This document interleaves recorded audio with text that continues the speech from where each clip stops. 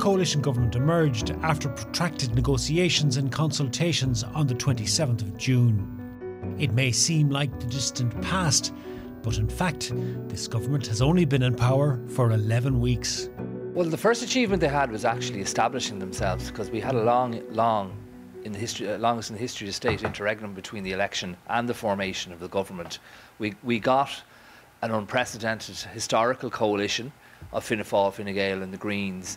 That should have, we thought, have given us a feel-good factor going forward from then, but it was very quickly into a series of PR disasters. By any measure, the tripartite coalition of the two Civil War parties and the Greens has had a challenging start, having been dogged by rows over ministerial jobs, senior and junior, and the loss of the first Agriculture Minister 2 weeks into the job because of a drink-driving ban. The loss of the second Agriculture Minister came just over a month later, following the now infamous Oireachtas Golf Society outing in Clifton. To all of our frontline, all of our medical and HSE and our public health people who often don't get acknowledged, I'm genuinely very sorry for undermining their work as well. The public anger that followed the flouting of the COVID-19 guidelines at the Society dinner also led to the resignation of European Commissioner Phil Hogan, and others, including Supreme Court Judge Seamus Wolfe, still face scrutiny over their attendance. Opposition parties heaped criticism on the government.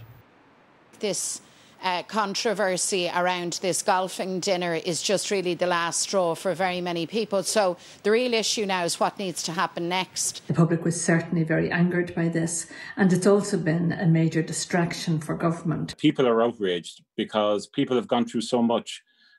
People haven't attended funerals. They haven't been able to see loved ones. I think it's outrageous, and it's very clear that when they make these rules, they see them as applying to ordinary people. The whole issue with Golfgate, with it seeming that certain people were able to move around and the average person missed so many life events, that it's going to be very important going forward that there is that sense that everyone is being treated the same no matter where you're from, with the different restrictions that are rolling in. So that's something that they're going to have to get very much right going forwards. Despite the landmines, there have been achievements too. The ongoing fight against coronavirus has seen death rates plummet close to zero, though a resurgence threatens. Economic assistance programmes for employees and businesses continue, and the school's reopening plan, though imperfect, seems to be working so far.